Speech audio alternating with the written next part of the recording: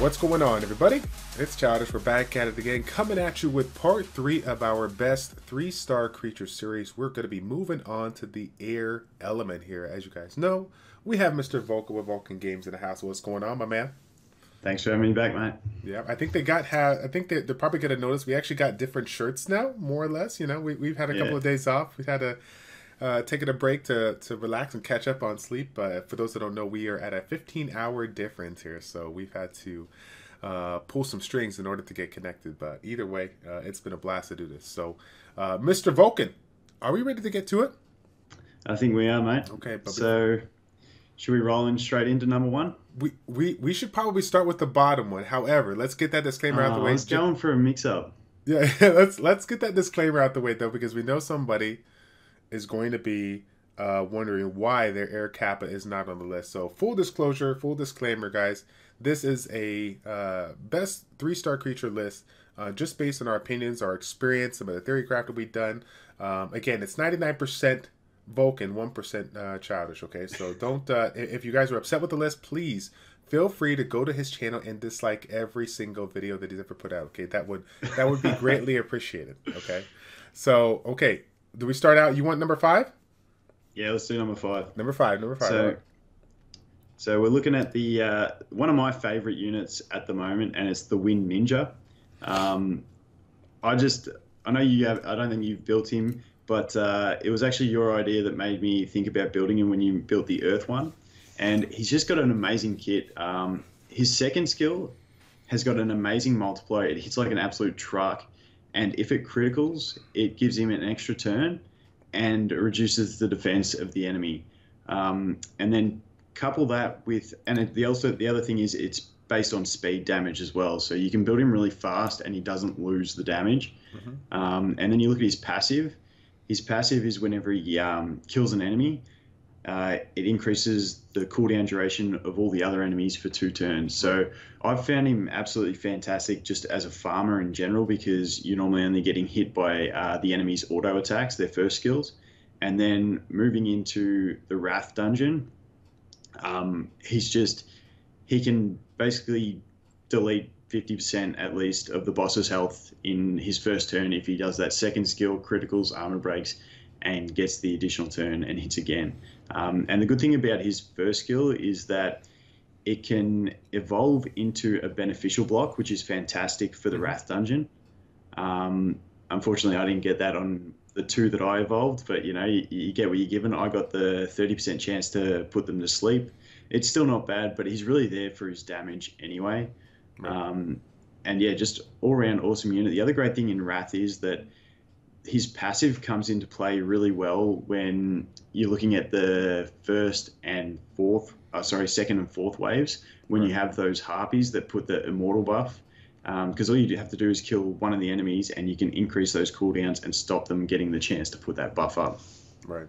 I think one of the biggest things, and it's a weird way of looking at it, but it's almost like if you can provide enough damage for this unit, it's almost like its own little damage mitigator, because if it takes away the unit's abilities to use their main skills, then that's a lot of less harmful effects, a lot of less damage to do. So it's just kind of an interesting way of incorporating an attacker in your team in order to speed up the runs, but still provide you a little bit of less damage you take if you have them built properly. So yeah, he's a bit tough to glyph early game, because you really want to aim for that 100% crit, so he is getting the armor break and the additional turn with that second skill.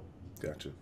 Okay, cool. Let's move on to number 4 here, right next to him, the brother from another mother here, the Air Samurai.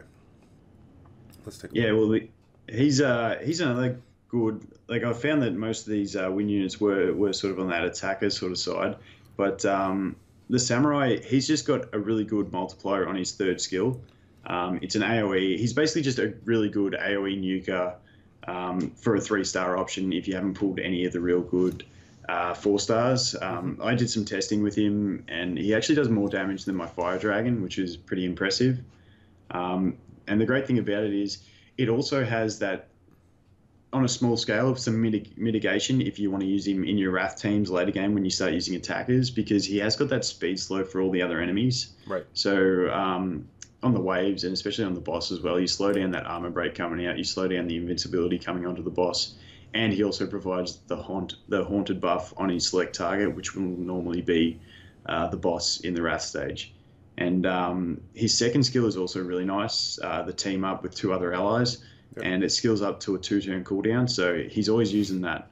And as if you've got other good attackers or good negative effects on first skills of your other monsters, it's very handy. Yeah, I was going to say and with the recent change in the quick patch update, I think 1.93 recently changed up the team up to make sure that it's working a little bit more effectively. I know that certain passives that can't be utilized, but I feel like the damage scaling from those first skills as well as the harmful effects that you can gain now is pretty nice. And like you said, 2 unit team up with a 2-turn cooldown. That's a lot of additional opportunities to get some harmful effects or a little extra damage there. So. Yeah, I didn't actually hear about that change to the team up, so I'll have to test him again. That's awesome. Yep, so damage scale's better. That's nice. Yep. And the other thing about him that's really good too is that first skill, it can either turn into great damage, so a 1.5 multiplier, or I think it's like a 40, don't quote me, a certain chance to armor break. Mine got the armor break, and it's handy because it's also when you use that team up, it also gives you a chance to armor break. So 2 of his skills basically have a chance to armor break the enemy, and the third skill has the haunt. So it's a very good damage increaser as well. Yeah, buddy. Awesome. Let's see here. I'll go ahead and get up into this next one.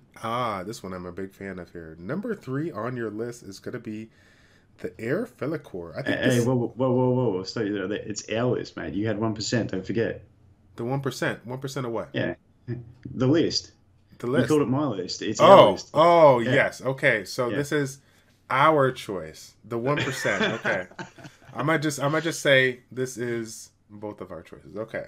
So moving on to our choice for number 3, the Air Fela Core here. Let's see. This is actually I'm really happy with just the Fela Core family, all in general. I think they all kind of have their own little purpose or whatnot. I'm pretty happy about this one. Yeah, the fire one can sit on the bench and the others can do all the work. Yeah, 3 out of the 4 is pretty good. 3 out of the 4 is pretty good. It's not bad. But this guy, he's that great unit because once again the element makes him great for Wrath Dungeon, and his second skill is absolutely fantastic for the boss stage especially. Mm-hmm. It skills up to be 2 poisons for 3 turns on a 3-turn cooldown. So it's that's very high amount of poisons for the cooldown, and if you land all those poisons and then have someone burst it, it's pretty much almost, I think, 70-75% of the boss's health in one hit. Right. But the other great thing about him is his third skill has a chance to increase critical chance against enemies and also decrease their defense, which is fantastic for powering through the waves on the Wrath Dungeon too. And, going back to this, we actually said this in a previous video. You mentioned about the poison aspect, especially when we're talking about the boss. I mean, poisons in general are 10% of the max HP, but it's 5% versus the buff. However, like you said, if you do have a unit that you could pair it with that does have that bursting effects, they actually, the multipliers consider it as a 10%. And then, of course, I think you get that extra 25% because it's a 125% burst, right? So on most bursts, yeah. Right. So just by himself, it's 60%, raw damage plus the, the multiplier, incorporated, that brings it up to the 75%. So that's, like you said, that's just a ton of damage. And again, to put it out there for all of you guys that are like, is this unit good or is this unit food or whatnot? Regardless of how a unit looks on the front end, it really all depends on, the team and what you have available. Like, don't try to build certain units, try to build teams and look at units that will synergize well with others. That's a huge thing to consider. Yeah, definitely. Completely agree. Let's see here. But I did like this one as well. The AoE defense break, as you said, it's really, really nice. And the chance to provide a little bit of critical attack is great, especially for some of these units out there that, if you land a critical hit, you do some added effects. So really unique, measure to kind of add in there. But let's see here. I think we're moving on to number 2. The Air Gargoyle, the one that we currently see in the Tower of Houses. Such an annoying unit, but, it is what it is. Let's take a look at everybody to see. So this is the one that we see all the time. Everybody should be very familiar with this unit. Yeah, but his skills aren't the same as that. He's actually a really versatile type unit. The main area most people will probably be using him for is Arena as their defense breaker. He's Hmm. got that 100% activation rate. He's actually what I use for my defense breaker at the moment in Arena too. But he's also got a 2-turn freeze tied into it, Hmm. which is very helpful when you can identify the main threat of your enemy's arena team and lock them out for 2 turns. He's also very usable in TOT. A lot of people, I'm lucky enough to have the fire. Uh, wow, I've just had a brain fart. What's her name? The fire diva. Sorry, who Fire does the Diva, heal? yes, yes, yes. Who does the AOE heal block and revive block? But he's got a single target revive and heal block on a very fairly low cooldown. So he's very handy for those sorts of stages when you don't have anything else that can do that. Plus, he's got the CC for TOT and the armor break, which is all very handy. And the other thing is his first skill can evolve into a chance to increase the duration of harmful effects on the enemy, which is a very handy effect to have, especially in TOT and stuff like that. But with that same kit, it also makes him fairly handy moving into the Wrath dungeon. Once again, when you're looking more at attackers, the AoE armor break's fantastic. The heal block stops the boss from healing himself with his skill too. And if you can extend the duration of harmful effects, it's all beneficial to your team.